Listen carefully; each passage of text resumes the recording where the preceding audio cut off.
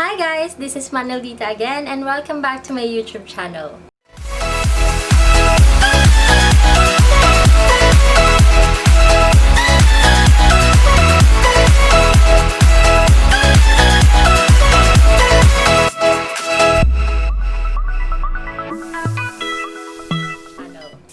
So guys, for today's video, we will do another unboxing. And ang i-unbox po natin ay isa na namang product na ginagamit usually for vlogging. So ito siya guys. Kaka-receive ko ng product na to. And i-unbox natin siya today. So without further ado, let's start.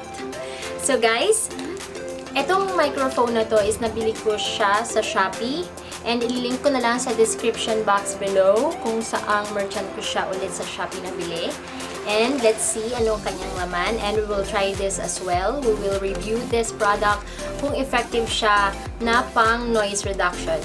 Kasi usually, pag maingay, rinig na rinig nyo yung nangyayari sa background like the electric fan and if umuulan. So, binili ko tong product na to para pang vlogging talaga. So, let's see. So, as usual, ang ating ginagamit, ang ating pinakaunang kailangan ay gunting. So, ayan. Try na natin siya.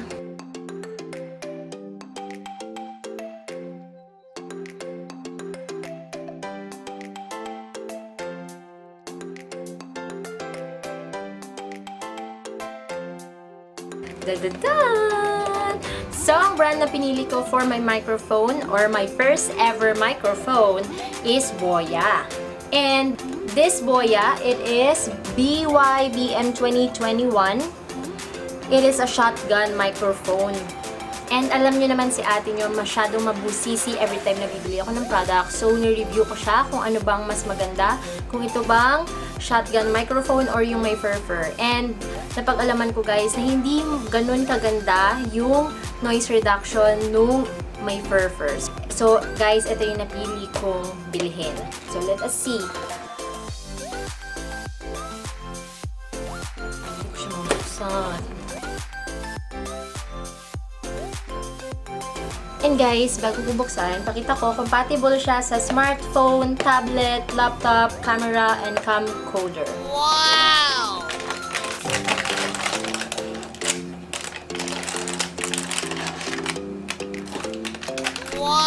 Ayan. So, ang laman ng box ay itong pinaka-microphone mismo.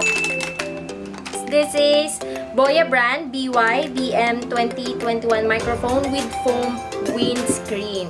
So, ito yung foam windscreen niya, guys. Try natin. So, natatanggal siya. So, ganyan yung itsura niya pag walang foam. So, try natin to later with foam and without foam. And also, check natin pag nakakabit yung microphone at saka hindi nakakabit yung microphone. So, ayan. So, meron siya dito sa baba na yung kinokonek sa ibabaw ng camera. Para nakaganyan siya. And dito kinokonek yung pinaka-cord niya papunta doon sa pinaka-susukan ng microphone ng camera. So, ayan. And then, let's proceed sa iba pang laman. So, meron din siyang ayan. So, meron siyang carrying pouch. Ayan, yung nakasulat. BOYA. Meron siyang carrying pouch. And also, meron din siyang dalawang cable. Yung cable na meron sa kanya, guys, is yung TRS cable. Yung kung makikita nyo, guys, dalawa lang yung guhit niya. So, that's the TRS cable. Tingnan natin kung gaano kahaba.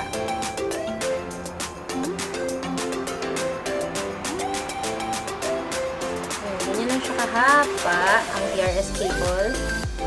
So, magkabila ang dalawa yung guhit. Itong TRS guys, na may dalawang guhit, is ginagamit siya for cameras, camcorder, audio recorders, and other audio-video recording devices. And both terminal is 90 degree. Ayan o, makikita nyo. Naka 90 degree yung terminal nila. Both ng dulo nila. So, itong TRS ginagamit for the camera. And The other one is TRRS cable. Yan. Yan. So, tatlo yung guhit niya ng TRRS cable. So, tingnan natin kung gano'n din siya kahaba. So, ayan. Ganyan lang siya kahaba.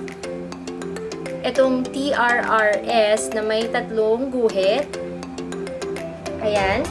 It is 3.5mm din TRS connector for smartphone, tablet, or Mac. Ang isang terminal niya is 90 degree. Nakikita nyo, isang terminal niya is 90 degree and the other one is straight.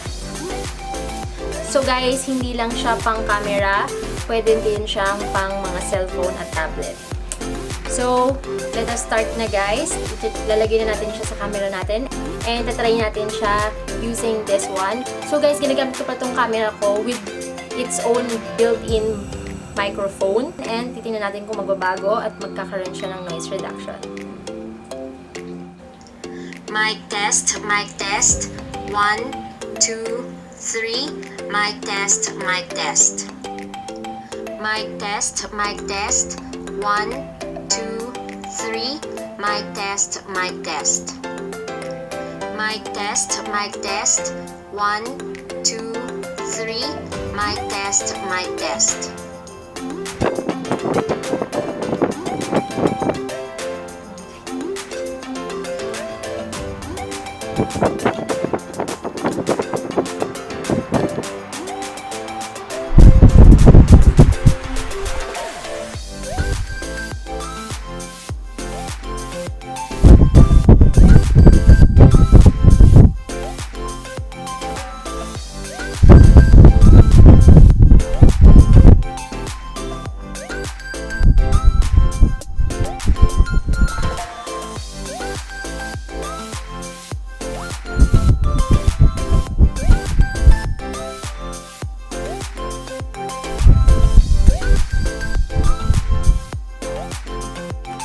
So, ayan guys, nakita nyo na ang pinagkaiba ng merong microphone sa walang microphone.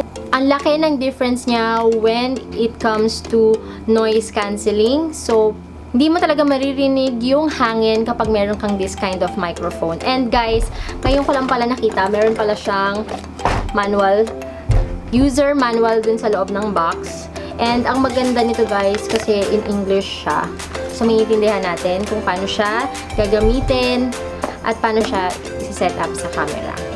So, ayan guys, kung nagustuhan nyo tong video na to at may natutunan kayo at sa tingin nyo is naka-help to para pag-choose nyo ng magandang klase ng microphone, is please like this video. At kung hindi pa kayo nagsasubscribe sa channel ko, bakit? Pero charot lang yon. Mag-subscribe na kayo guys. And please don't forget also to click the bell button para manonotify kayo every time na mag-upload ako ng panibagong video. Thank you for watching guys! See you in my next video!